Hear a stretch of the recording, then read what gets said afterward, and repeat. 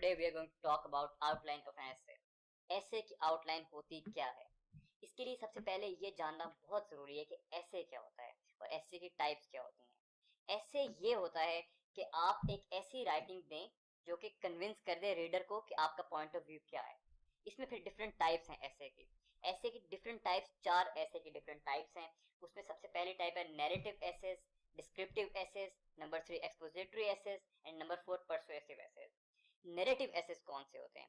Narrative assess वो assess होते हैं जिनमें आप एक स्टोरी सुनाते हैं कि ये चीज़ इस तरह से हुई थी। अपनी एक ज़िंदगी की ज़ाती कहानी भी हो सकती है या फिर किसी और की कहानी को भी आप नैरेट कर सकते हैं। डिस्क्रिप्टिव एसेस क्या होते हैं? डिस्क्रिप्टिव एसेस वो होते हैं जिसमें आप एक पिक्चर पेंट करते हैं कि ये चीज़ इस तरह हुई थी। आप ब्रशेस के साथ लाइटली उसे आहिस्ता आहिस्ता लेके चलते हैं और बड़ा क्लोजली मैनेज करते हैं उसे। एक्सपोजिटरी एसेस कौन से होते हैं? एक्सपोजिटरी एसेस वो होते हैं कि जिनमें आप सिर्फ फैक्ट और फिगर की मदद से आप अपना ऐसे लिखते हैं। आप उसमें वॉइस ऑफ अथॉरिटी की बात करते हैं, उसमें कोटेशंस डालते हैं, उसमें रेफरेंसेस डालते हैं, अखबारों की बातें होती हैं, डिफरेंट बुक्स की बातें होती हैं। उससे आप एक एक्सपोजिशन बनाते हैं, उसमें आपका अपना पॉइंट ऑफ व्यू मिनिमम होता है। और जब हम आते हैं परसुएसिव एसेस की तरफ तो ये एक्सपोजिटरी का बिल्कुल एक 180 डिग्री पे होता है। परसुएसिव एसेस में आप अपना पॉइंट ऑफ व्यू देते हैं और उसको प्रूव करते हैं with your logical rational arguments. तो अब ये तो ऐसे की 4 वो टाइप्स हैं जो कि वर्ल्डली रिकग्नाइज्ड टाइप्स हैं। लेकिन जब हम पाकिस्तान के सीएसएस का पेपर देखते हैं तो उसमें हमें इसी की अंदर से 2 टाइप्स मिलती हैं। वो 2 टाइप्स क्या हैं? एक उसमें से टाइप है उसको हम कहते हैं इशू बेस्ड और दूसरी टाइप है लिटरेरी एसेस। लिटरेरी एसेस क्या होते हैं? लिटरेरी एसेस वो होते हैं कि जिनमें आपको एक स्टेटमेंट दी जाती है और स्टेटमेंट को आपने खुद इंटरप्रेट करना होता है। It can be a quote, कोई भी कोटेशन हो सकती है। For example, if life gives you lemon make lemonade, ये सिर्फ स्टेटमेंट है। इस स्टेटमेंट की इंटरप्रिटेशन, मीनिंग की इंटरप्रिटेशन आपके अपने ऊपर है। आपने खुद एज्यूम करना है, खुद मीनिंग डिराइव करना है इस स्टेटमेंट के अंदर से। ये लिटरल मीनिंग भी हो सकता है। For example, if life gives you lemon make lemonade, अगर जिंदगी आपको लीमू देती है तो आपसे शिकंजी बनाए। आप इसको लिटरली इसके ऊपर भी ऐसे लिख सकते हैं। लेकिन आपके पास एक वाइट कैनवस है, आप प्ले भी कर सकते हैं कि आप अपनी मर्जी से इसका मीनिंग डिराइव करें। अगर किसी ने ये डिराइव करना हो कि आपको ज़िंदगी में मुश्किलात अगर आती हैं तो मुश्किलात का पॉजिटिव इम्पैक्ट अपनी ज़िंदगी पे देखें, और फिर उसको आप इसके ऊपर भी ऐसे लिख सकते हैं। तो ये हो गए लिटरेरी एसेस। लेकिन जो ज़्यादातर रिकग्नाइज ऐसे सीएसएस में आते हैं वो होते हैं issue based essays. Issue based essays क्या होते हैं, इन पे हम बात करेंगे अभी। इशू बेस्ड एसेस वो होते हैं कि जो किसी भी तरह के economic, social, political, domestic Pakistan का इशू, कोई international issue, B it climate change, democracy, terrorism, इस तरह का कोई भी इशू जो दुनिया में चल रहा है उसके ऊपर आपने बात करनी होती है। उस टॉपिक के ऊपर कोई क्वेश्चन दिया जाता है जिसके ऊपर आप अपना आर्ग्यूमेंट देते हैं और फिर एक ऐसे लिखते हैं। तो नॉर्मली होता ये है, जो अभी ट्रेंड, रिसेंट ट्रेंड एफपीएससी का चल रहा है, उसके अंदर होता ये है कि आपको 4 से 5 जो एसेज हैं वो लिटरेरी होते हैं और बाकी 5 या 6 आपके इशू बेस्ड होते हैं। तो सबसे पहले जब आपने ऐसे की तैयारी करने के लिए बैठना है तो आपने सबसे पहले ये डिसाइड करना है कि आपने कौन से वाला ऐसे करना है। आपने लिटरेरी ऐसे करना है या आपने इशू बेस्ड करना है। लिटरेरी ऐसे को करना इसलिए रिलेटिवली थोड़ा मुश्किल है क्योंकि उसके लिए आपकी स्किल्स बहुत हाई होनी चाहिए, ठीक है। और जो इशू बेस्ड है उसका ये है क्योंकि हम सीएसएस की तैयारी में हम करंट अफेयर्स भी पढ़े होते हैं, हम पाकिस्तान अफेयर्स भी पढ़े होते हैं, हम जनरल साइंस एंड एबिलिटी भी पढ़े हैं उसमें, हम इंटरनेशनल रिलेशंस भी पढ़े हैं, डिफरेंट वेरियस सब्जेक्ट्स हम पढ़े हैं उसमें। तो उससे हमारे काफ़ी सारे इश्यूज, मेजर जो इश्यूज हैं वो कवर हो जाते हैं, इसलिए हमें काफ़ी हेल्प मिल जाती है। तो अब हमने ऐसे डिसाइड कर लिया कि हमने कौन सा करना है और हम अब उसके ऊपर बात करते हैं कि अब मैंने वो एक डिसाइड कर ली तो अब मैं उसकी तैयारी किस तरह से स्टार्ट करूँ। तैयारी के लिए मैंने क्राइटेरिया आपको पिछली वीडियो में भी बताया था कि क्राइटेरिया ये है कि हम अपने आप को 3 चीज़ों पे देखते हैं उसमें। सबसे पहले उसके अंदर है बेसिक इंग्लिश। बेसिक इंग्लिश क्या होती है? Basic English is everything that makes a sentence. Parts of speech हैं उसमें, उसमें आर्टिकल्स हैं उसमें, direct indirect, active passive, punctuation, spelling, आपकी कोई भी किसी भी तरह की कोई मिस्टेक नहीं होनी चाहिए उसके अंदर। दूसरी चीज आपकी है कंटेंट। अगर आपने एक जुमला ठीक बना लिया तो उस जुमले के अंदर जो आपने बात की है वो बात किस तरह की है, वो आर यू वेल इन्फॉर्म्ड और नॉट। अगर आप ये जुमला लिख रहे हैं कि सीपेक जो है पाकिस्तान का वो $62 बिलियन का है, दिस इज अ फैक्ट। अगर आप उसको $50 बिलियन लिख देते हैं तो you are not well informed, तो आपका कंटेंट वीक है, तो ये आपका ऐसे का रैशनल पूरा वीक कर देगा। इसलिए कंटेंट भी इक्वली इंपॉर्टेंट है, कंटेंट आपका बिल्कुल ठीक होना चाहिए। और तीसरी तीसरी चीज है स्ट्रक्चर, कि आपने जब ऐसे लिख लिए तो आपने ऐसे लिखा किस पैटर्न पे है, क्या चीज पहले आई है, क्या चीज बाद में आई है, पैराग्राफ के अंदर आपने कोहेरेंस कैसे लेके आए हैं, आपने कंजंक्शंस कैसे लगाई हैं, आउटलाइन क्या होती है, आउटलाइन का पैटर्न क्या है, थीसिस स्टेटमेंट क्या है, किस जगह पे आनी चाहिए, इंट्रोडक्शन क्या है, स्टार्ट कैसे करना है, डिफरेंट अप्रोचेस क्या है इंट्रोडक्शन की। उसके अंदर फिर आप बात करते हैं कि आपकी बॉडी ऑफ ऐसे कितनी लंबी होनी चाहिए, कंक्लूजन क्या है, किस तरह एंड करना है, कोटेशंस कैसे लिखनी है, दिस ऑल स्ट्रक्चर। तो आपको इन तीनों चीज़ों पे बैलेंस होना चाहिए और तीनों चीज़ों पे इक्वल ग्रिप होनी चाहिए। अगर इसमें से कोई चीज़ आपकी रिलेटिवली वीक है तो आपको उस पर काम करने की ज़रूरत है। तो जब आप ऐसे की तैयारी करने के लिए बैठेंगे तो आपने अपना खुद सेल्फ इंट्रोस्पेक्शन करनी है कि क्या आपको बेसिक इंग्लिश इंप्रूव करने की ज़रूरत है, क्या आपको कंटेंट इंप्रूव करने की ज़रूरत है, क्या आपको स्ट्रक्चर इंप्रूव करने की ज़रूरत है। अगर आपको बेसिक इंग्लिश इंप्रूव करने की ज़रूरत है तो आप कैसे करेंगे? आप एक ग्रामर की किताब खरीदें, कोई भी मार्केट से आप कोई भी ग्रामर की किताब खरीद सकते हैं, चाहे वो किसी इंटरनेशनल ऑथर की हो, रैन मार्टिन ले लें आप, कोई भी लोकल ऑथर की हो, क्योंकि उसमें बेसिक रूल्स इंग्लिश के सेम होते हैं। आपने उसको प्रैक्टिस के लिए लेना है और आपने अपनी पूरी ग्रामर रिवाइज करनी है। हमने ये सब चीज़ें वही हैं जो हमने 7वीं 8वीं 9वीं 10वीं क्लास में पढ़ी होती हैं, लेकिन हमें भूल चुकी होती हैं। तो हमने वो ग्रामर की किताब लेके आनी है और उससे हमने वो बैठ के काम करना है, अपनी बेसिक इंग्लिश पे काम करना है। कंटेंट कहाँ से आएगा आपके पास? Content is everything that you have experienced in your life. Content is everything that you are going to read and study in your preparation. आपकी अगर आज से भी आप तैयारी करने के लिए बैठे हैं तो आज से जितने अखबार पढ़ेंगे, जितनी किताबें पढ़ेंगे, जितने आर्टिकल्स पढ़ेंगे, this is all your content. आज आपकी लाइफ के एक्सपीरियंसेस भी हो सकते हैं कंटेंट। कोई भी वो चीज़ जो आपने कहीं पे पढ़ी है या आपका एक्सपोजर उस चीज़ में रहा है, आप उसको कंटेंट के नाम दे सकते हैं। Number 3 structure. स्ट्रक्चर इसको आपका स्ट्रक्चर करवाना मेरी जिम्मेदारी है और मैं आपको इन सारे लेक्चर्स के एंड पे आपको स्ट्रक्चर एक अच्छा मिल चुका होगा। तो अब हम बात करते हैं कि हमने जब ऐसे डिसाइड कर लिए कौन सा करना है और किस तरह से करना है, हमारी कौन कौन सी चीज़ें वीक हैं उन पर हमने काम करना है। अब हम बैठे हैं आउटलाइन तैयार करने के लिए कि आउटलाइन क्या होती है। आउटलाइन क्या होती है? अगर हम इंटरनेशनली ऐसे की टाइप्स देखते हैं, ऐसे का स्ट्रक्चर देखते हैं, तो हमें आउटलाइन की कोई एक्सप्लेनेशन नहीं मिलती कि आउटलाइन क्या चीज़ है। तो आउटलाइन सीएसएस के एग्जाम में क्यों आ गई है? आउटलाइन ऐसे की जो पार्ट्स, बेसिक पार्ट्स है, उसमें तो आउटलाइन एग्जिस्ट करती नहीं है। तो आउटलाइन कहाँ से आ गई? ऐसे के तो 3 पार्ट्स हैं, उसमें आपका इंट्रोडक्शन है, उसमें आपकी बॉडी आ जाती है और उसमें आपकी कंक्लूजन आ जाता है। ये तीन चीजें, इसके अलावा तो कोई चीज ही नहीं है। तो आउटलाइन कहाँ से आ गई है? आउटलाइन यहाँ से आई है कि शायद किसी ने 1980 में कोई ऐसे का पेपर अटेम्प्ट किया और उसने आउटलाइन बना दी अपने ऐसे के शुरू में, और एग्जामिनर को बहुत पसंद आ गई वो, और एग्जामिनर ने के लिए आसानी हो गई, एग्जामिनर ने उसे बहुत ज्यादा मार्क्स दिए, तो उसने आके लोगों को बताया कि मैंने आउटलाइन बनाई थी। तो शायद उस वजह से आउटलाइन स्टार्ट हो गई है, लेकिन अब एक मैंडेटरी पार्ट बन चुका है ऐसे का, और आप इसे इग्नोर नहीं कर सकते। अगर आप अपने पेपर में आउटलाइन नहीं बनाएंगे तो देयर इज स्ट्रॉन्ग प्रोबेबिलिटी कि एग्जामिनर आपको फेल कर देगा। तो आपने आउटलाइन पे क्यों काम सबसे पहले करना है? आउटलाइन पे इसलिए काम करना है क्योंकि अगर आप आउटलाइन नहीं बनाएंगे तो देयर इज स्ट्रॉन्ग प्रोबेबिलिटी कि वो आपका पेपर पढ़ेगा ही नहीं एग्जामिनर, क्योंकि आपके पेपर के इंपॉर्टेंट एलिमेंट उसके लिए मिसिंग है वहां से। तो सबसे पहले हमने ये डिसाइड करना है कि हमने आउटलाइन बनानी है तो कैसे बनानी है और अच्छी आउटलाइन क्या होती है, इसके ऊपर हम बात करेंगे अभी। तो आउटलाइन के लिए इसलिए बनाना भी बहुत ज़रूरी है कि दिस इज़ वाइडली रिकग्नाइज कि अगर आप आउटलाइन बनाएंगे और अच्छे बनाएंगे, देयर इज अ प्रोबेबिलिटी कि एग्जामिनर आपका ऐसे पढ़ेगा। अगर आप अच्छा इंट्रोडक्शन लिखेंगे तो वो आपको पास या फेल करवाएगा। तो आउटलाइन आपका पेपर पढ़ाएगी और इंट्रोडक्शन जो आपका है वो आपको पास या फेल करवाएगी। इंट्रोडक्शन 40 नंबर देगा या 39 नंबर देगा। तो लेकिन उसके लिए क्या ज़रूरी है कि एग्जामिनर आपका पेपर पढ़ ले पहले। तो और पढ़ने के लिए हमें एक अच्छी आउटलाइन बनानी है। तो बेसिकली आउटलाइन क्या चीज़ है? आउटलाइन कोई भी एक चीज़ है, जिस तरह आप बाजार जाते हैं और आप एक किताब खरीदते हैं, तो किताब खरीदने से पहले आप क्या करते हैं कि पहला सफ़ा पढ़ते हैं, उसका दूसरा सफ़ा पढ़ते हैं, वहाँ पे कंटेंट्स होते हैं जिसे फहरिस्त भी कहते हैं। वहाँ पे कुछ चीज़ें लिखी होती हैं, आप देखते हैं कि मुझे इस किताब के अंदर क्या मिलेगा। इसी तरह एग्जामिनर ने बहुत सारे पेपर चेक करने होते हैं, 10,000 के करीब पेपर चेक करने होते हैं। अब वो हर ऐसे जो 2500 वर्ड के ऐसे लिखा हुआ है, अब वो एग्जामिनर हर चीज़ तो नहीं पढ़ सकता। उसकी आसानी के लिए आपने शुरू में एक आउटलाइन बना देनी है, जिसे आप कंटेंट्स भी कह सकते हैं, फहरिस्त भी कह सकते हैं, जो एग्जामिनर के लिए आसानी करेगा कि मुझे इस ऐसे के अंदर मिलेगा क्या, ये बंदा कहना क्या चाहता है, किस तरह का मवाद मिलेगा, किस तरह की बातें इस ऐसे के अंदर मुझे मिलेंगी। अगर वो चीज़ें उसे इंटरेस्ट करेंगी तो वो आप कैसे पढ़ेगा, वरना वो आप कैसे नहीं पढ़ेगा। इसलिए आउटलाइन बनानी बहुत ज़रूरी है।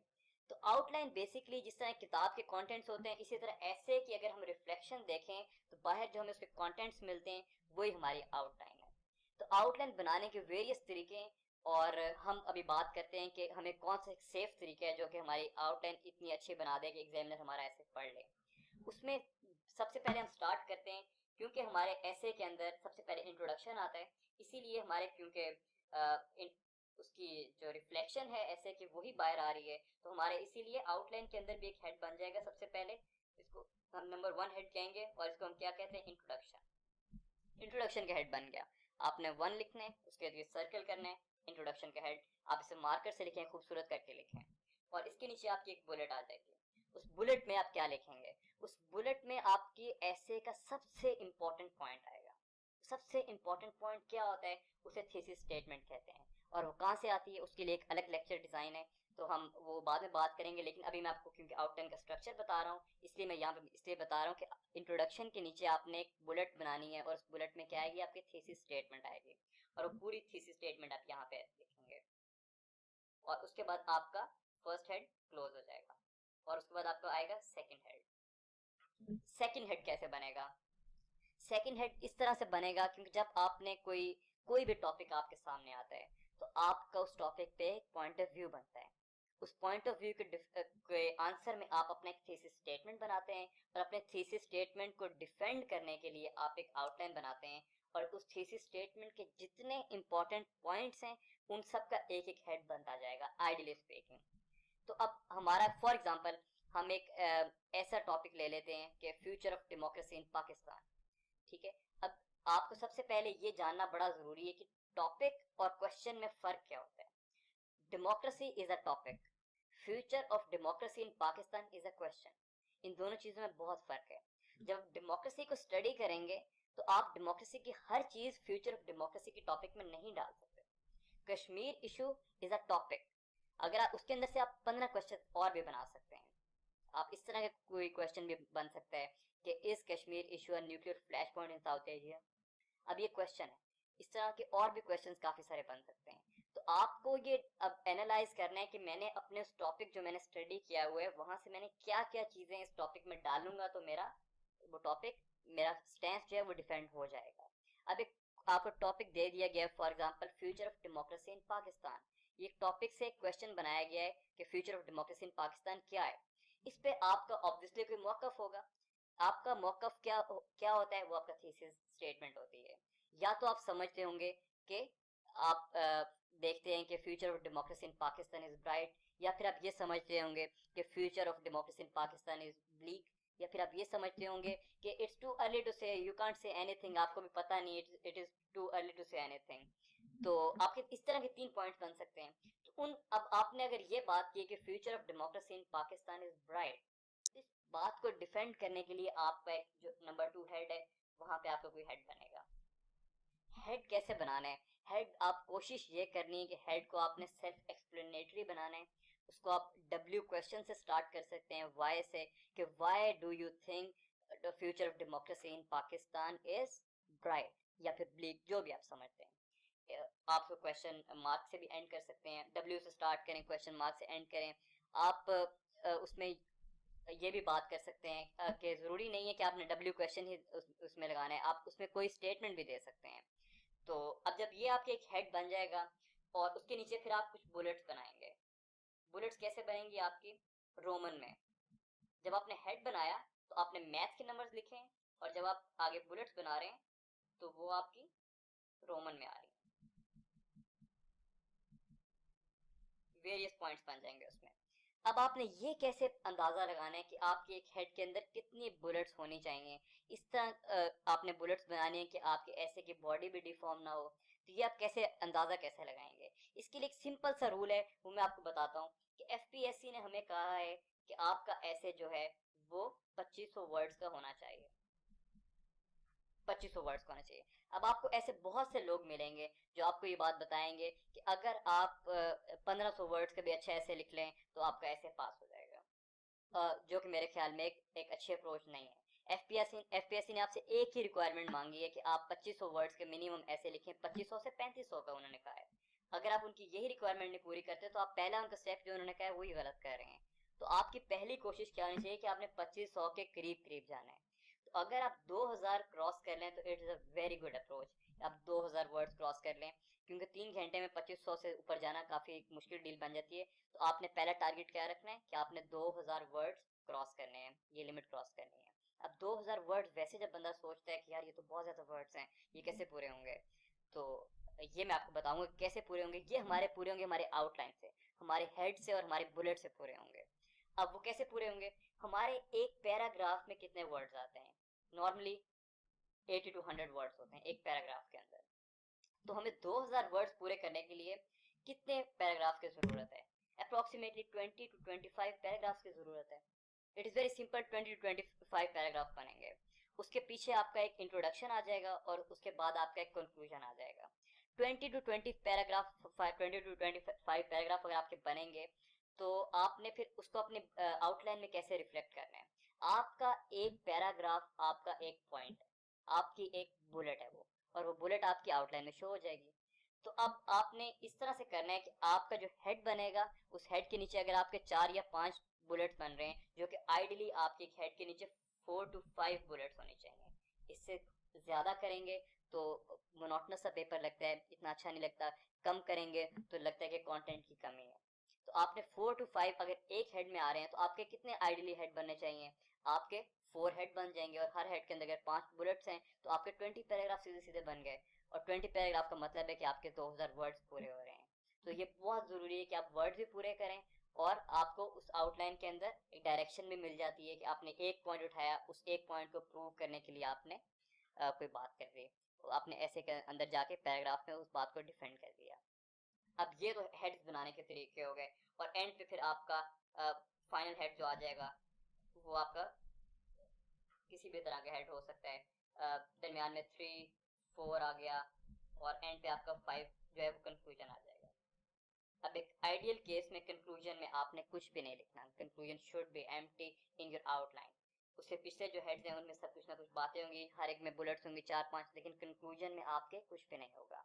तो ये एक बेसिक एक पूरा डिज़ाइन है, जो स्ट्रक्चर है, जो एक आउटलाइन का होना चाहिए, आइडियल होना चाहिए कि आपने इसको नीट भी करना है, और आपने जो उसके हेड्स हैं वो बड़े सेल्फ एक्सप्लेनेटरी होने चाहिए, डब्ल्यू से स्टार्ट होने चाहिए, क्वेश्चन मार्क पे एंड भी हो सकते हैं, उसमें थीसिस स्टेटमेंट कहाँ पे आएगी, उसमें फिर जो आपके बुलेट्स हैं, बुलेट्स भी बनाने के काफ़ी सारे तरीके हैं। उसमें आपको कुछ चीज़ें मैं भी आपको बताता हूँ कि वो कुछ चीज़ें किस तरह इम्प्रोवाइज की जा सकती। बुलेट होती है आपके उस एक हेड को डिफेंड करने के लिए एक पॉइंट होता है, और हेड आपका बेसिकली किस चीज़ को डिफेंड कर रहा होता है? आपके थीसिस स्टेटमेंट को। और थीसिस स्टेटमेंट आंसर किस चीज़ का होता है? जो कि क्वेश्चन आपको उस टॉपिक से दिया गया होता है। For example in this particular instance हमें टॉपिक क्या दिया गया? Future of democracy in Pakistan.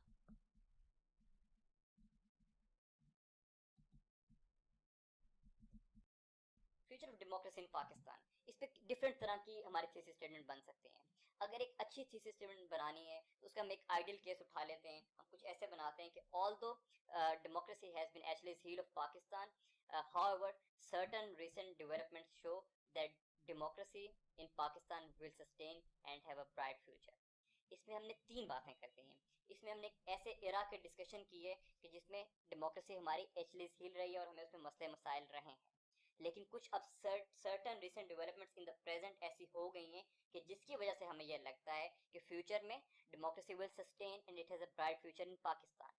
तो बेसिकली हमने 3 एराज की बात कर दी है। अब ये 3 हमारे वो पॉइंट्स हैं जो कि हमारे हेड के अंदर जाकर डिस्कस होंगे। तो अब उस हेड को डिफेंड करने के लिए आपने एक बुलेट बनानी है, और वो हेड किस तरह से डिफेंड होगा वो हम अभी देख लेते हैं। सबसे पहले हमारा जो पॉइंट था, वो हमारा पॉइंट क्या था कि माजी में कुछ मुश्किलात रही हैं, democracy has been actually heel of Pakistan. तो हम एक हेड बना लेते हैं कि why has democracy been actually heel of Pakistan. अब इस पे कुछ आपके पॉइंट्स होंगे, कुछ आपको आप समझते होंगे कि ये ऐसा क्यों, माजी में ऐसा क्यों रहा। उसमें वेरियस रीजंस हो सकती हैं, उसमें कायदे आज़म अर्ली डिमाइज भी हो सकती है। उसमें फिर हम और बात कर सकते हैं कि civil military imbalance. Different points हैं जिनकी वजह से आपको लगता है कि डेमोक्रेसी पाकिस्तान में सस्टेन नहीं कर सकी। अब आप इनमें से एक पॉइंट उठा लें, अर्ली डिमाइज ऑफ कायदे आजम। ये एक ऐसा पॉइंट है जो कि पूरा पैराग्राफ आपकी बॉडी में जाके बनेगा। तो ये वो पॉइंट है जिसको आपने पूरा एक पैराग्राफ में जाके डिफेंड करना है, और इस उस पैराग्राफ के अंदर सिर्फ कायदे आजम के अर्ली डिमाइज की ही बात।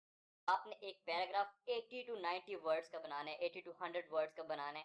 तो आप अर्ली डिमाइज ऑफ कायदे आजम को पाकिस्तान की मुश्किल डेमोक्रेसी के पास से बड़े इजीली लिंक कर सकते हैं, क्योंकि अगर कायदे आजम ज़्यादा देर के लिए जिंदा रह पाते तो हम एक बहुत बेहतर डेमोक्रेसी की सूरत हाल पाकिस्तान में देख सकते हैं। तो बेसिकली हम उस पैराग्राफ के अंदर जाके ये पॉइंट डिस्कस करेंगे। तो आउटलाइन में हमने सिर्फ बाहर एक क्या रिफ्लेक्ट कर दिया कंटेंट की सूरत में, जिस तरह फहरिस्त होती है अर्ली डिमाइज ऑफ कायदे आजम। अब ये जो अर्ली डिमाइज ऑफ कायदे आजम है, ये इतना शो नहीं कर रहा, ये बात को क्लियरली शो नहीं कर रहा कि अर्ली डिमाइज ऑफ कायदे आजम ने क्या किया। अर्ली डिमाइज ऑफ कायदे आजम ने क्या किया ये लिखना बहुत जरूरी है। नॉर्मली बच्चे गलतियां ये करते हैं, हम लोग सारे ये गलतियां करते हैं कि हम सेल्फ एक्सप्लेनेटरी पॉइंट नहीं बनाते। हम उसके अंदर ये नहीं लिखते कि अर्ली डिमाइज ऑफ कायदे आजम की वजह से क्या इम्पैक्ट पड़ा। अब एग्जामिनर ने क्योंकि आपका ऐसे पहले नहीं पढ़ा, उसने आपकी आउटलाइन पहले पढ़नी है। तो आउटलाइन को स्ट्री बनाने के लिए आप इस पॉइंट को सेल्फ एक्सप्लेनेटरी बनाएंगे। वो किस तरह से बना सकते हैं आप उसको आप इस तरह से बना सकते हैं कि early demise of Quaide Azam led to political leadership vacuum.